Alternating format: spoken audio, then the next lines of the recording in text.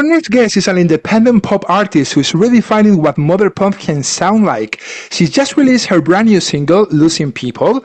Her new EP, Mosh Pit, arrives this September, and she's about to head out this fall on a North American tour. Please welcome Maris. Maris, how are you? I'm so good. How are you doing? Thank you so much for joining on the B Nation podcast. It's an absolutely pleasure to have you here on the show. And I want to ask you about your brand new single, Losing People. You recently described losing people at the moment and in the EP where you scream and cry until it hurts less. At what point did you realize this song was becoming something much bigger than just another track on the record?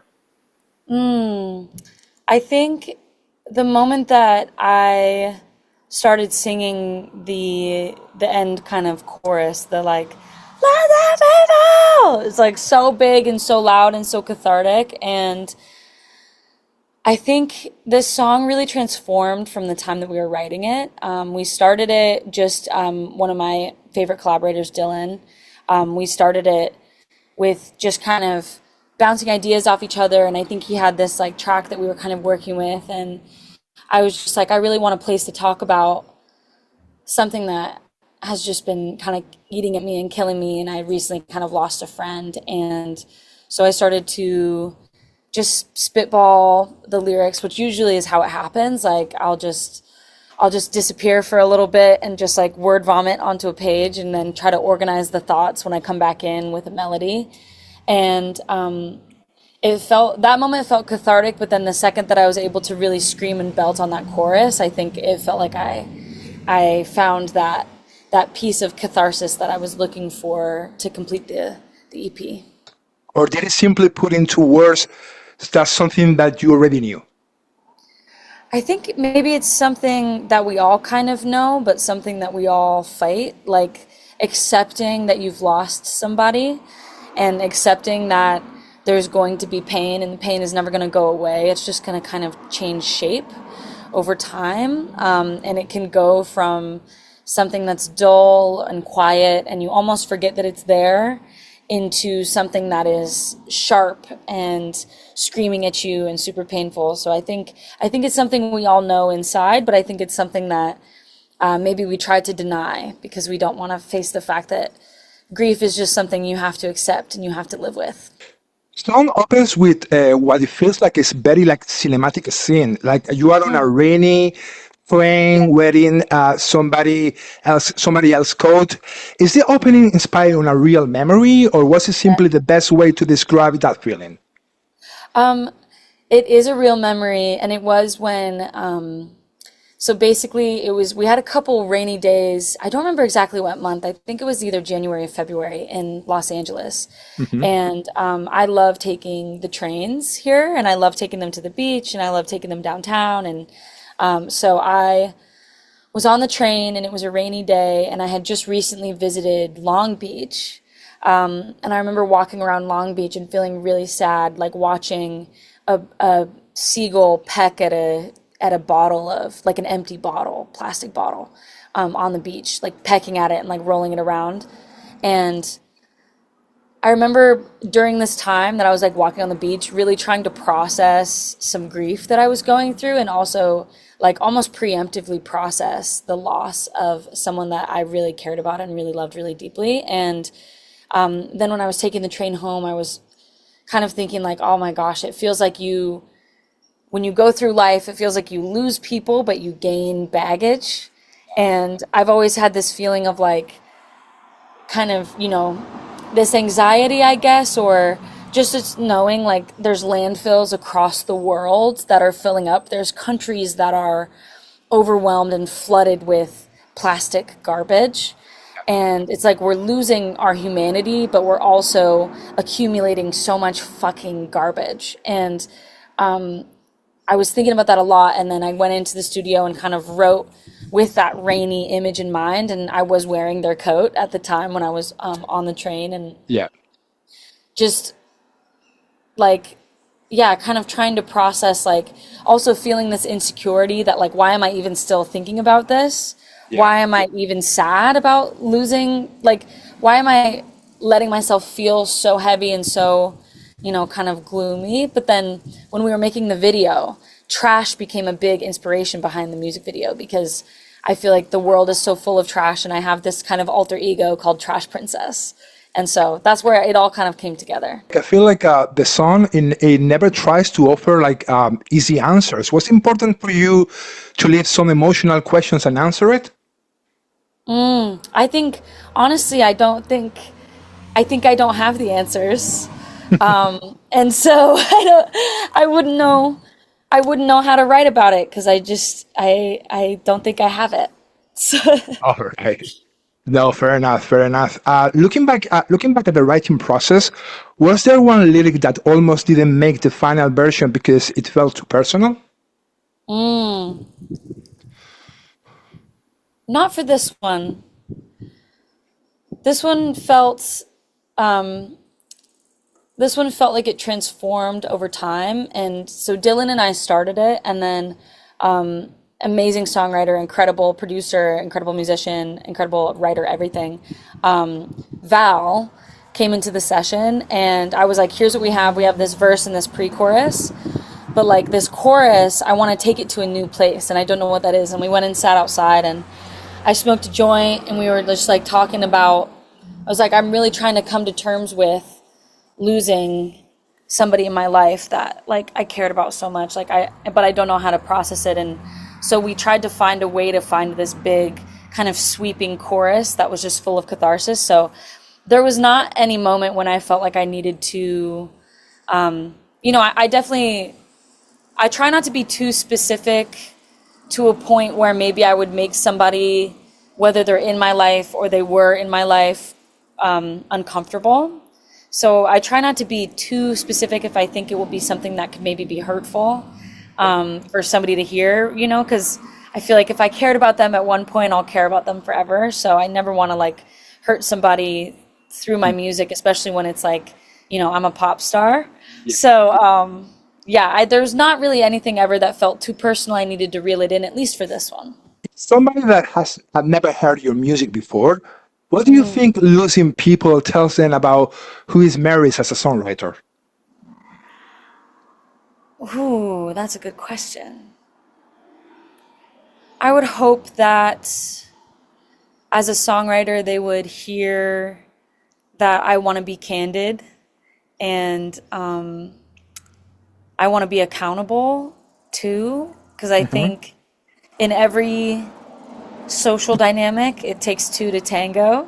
Hmm. So I think I want them to hear that I am telling my story, obviously from my perspective, but also that I want to paint a picture that feels colorful and vivid and also vulnerable and candid. Looking at the tour schedule, was there one city that immediately made you stop and think, I can't believe that I'm actually playing there? Oh, all of them. Oh, really? Yes, yes, yes, yes. This is my dream. Since I was a little girl, I've wanted to dance and sing and make people happy, and so all of them are my dream come true city. I definitely love, historically for me, the East Coast in the U.S. is the best Mhm. crowds. Yeah. People are kind of the most excited to go crazy, and East Coast and like Atlanta and honestly like Dallas historically are cities that they really know how to party. But this is my dream come true to get to make music and play shows and perform. So all of them are my dream. Mosh Pit instantly like makes people think that it's like chaos, like a chaos in Yes. general. But the way that you describe it, it feels like a much more emotional than physical, right? Yeah. Listening to the songs that you released so far, feels like every song like explores a different emotional state. Was that something that you consciously like put it out, or did it happen naturally? I think it happened naturally. Honestly, I am so sensitive and I'm pretty intense, like as a person. Hmm. If I feel joy, Hmm. I feel it in every cell in my body, and I feel like I could blast off to the fucking moon.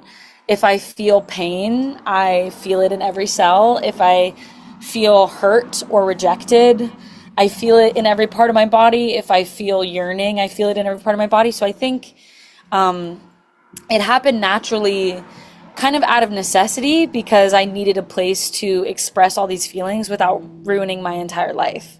So I think it really just happens naturally when I go into the studio. A lot of times I spend a lot of time sitting outside by myself, just being like, what am I feeling?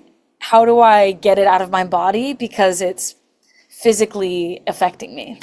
So I think it happens naturally for me. Oh yeah, that's great. Is there any song on the EP that surprised you the most while you were making it? Ooh, I think,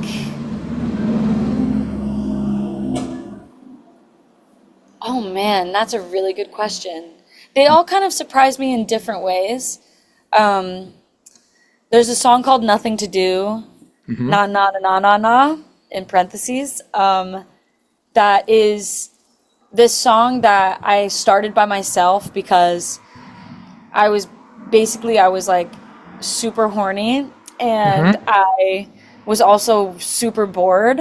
Yeah. So I was like, God, like when I'm not fixated on somebody, when I'm not like crushing on somebody and just obsessed with yearning for somebody, I get so bored in my life. And so I have these voice memos that are going to be on the deluxe EP that were the moment that I wrote it, that are just me kind of like, singing nothing to do if I'm not doing you. And I think that song transformed so much from where it started as these voice memos where I wrote basically the whole song. Just like I changed some of the lyrics when we got to the actual studio. And then Dylan and I finished it together.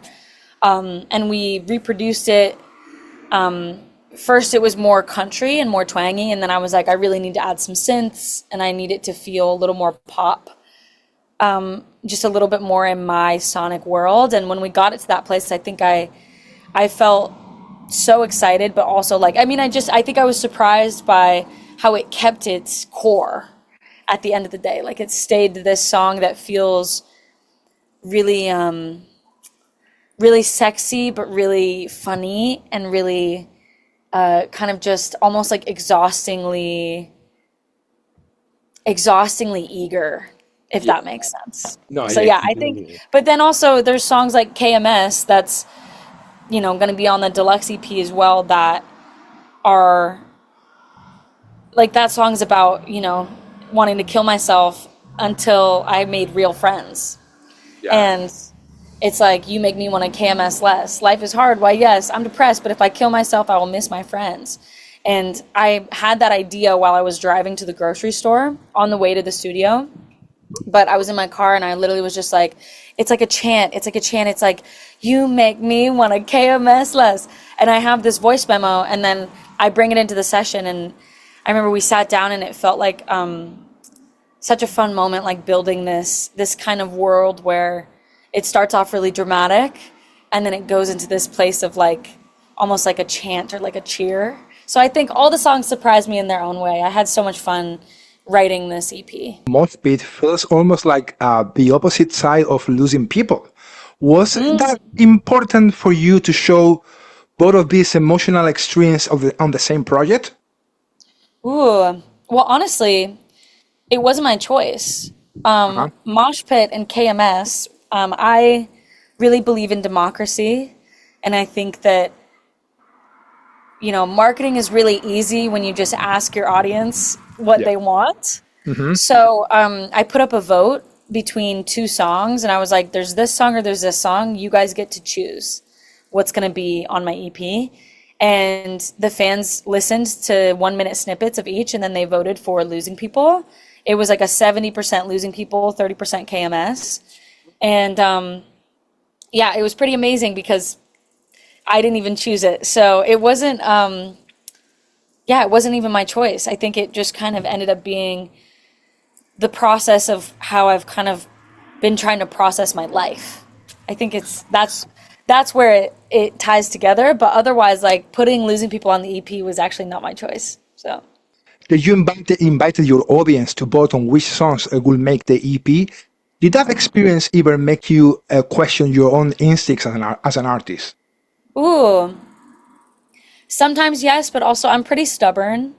So the stuff that I am like, this is my choice, I choose this, I feel very confident in most of the time. I think something that I think like a good leader, okay, so I think a pop star is really like a leader of a a mindset. I think like the cool thing about being an artist in the sense that you make music, but you also make the visuals and you also make the artwork and you also kind of are you're the president of the club. So I think that being a good leader means that you take feedback from the people that you are around and from the people that you're trying to like set the tone for. So it's the same thing with performing. You get on stage and you gauge people's reactions to certain things and you try to feel out what makes them excited. And in the best world, what makes them excited is what makes you excited. And the thing about me is like when I'm giving the choice, I still love both of the songs. So I love Losing People. And so I was happy when Losing People won. I also would have been happy if KMS won because I love the music that I make because otherwise I wouldn't make it. So I think that like as far as doubting my artistic instincts, I think I do as much as like all artists kind of do because we live in a crazy world of social media and self-comparison, and sometimes you get a lot of people talking at you of what they think that you should be doing and what you should dress like and all that stuff. But at the end of the day, I'm pretty stubborn. And so I think that a lot of the time I'm like pretty protective of my ideas and what I'm doing as an artist. But also I really trust the taste of my fans. So Maris, what can I say? Thank you so much thank you. for being on the B Nation podcast. You're such an star girl. Honestly, Oh my we God. the whole team. Actually, let me tell you something. I know that you had been in Amsterdam. I'm in Amsterdam right now. Mhm. I'm in Amsterdam right now. I know you're recently being here, Oh right? wait, I Like, was in Amsterdam. I love Amsterdam. God, yeah. I'm So jealous of you. yeah, I'm actually in Amsterdam right now. So like, yeah. So now that you've been being here, like, is, and I'm pretty sure that you will come back here to do some shows like anytime in the future, right? I hope so. In my wildest dreams, yes. Yeah, of course. Like, I'm pretty sure that you will do. Thank you so much. Thank The best of you. the luck with the EP, with Mosh Pit arriving Thank on September 18th. That Yeah. North American tour head out this fall. Like, buy tickets. I think that they are available now on the marisofficial.com. Yes, slash tour. Lovely to meet you. Thank you very much. Lo- Have a good rest of your day. Thank you so much.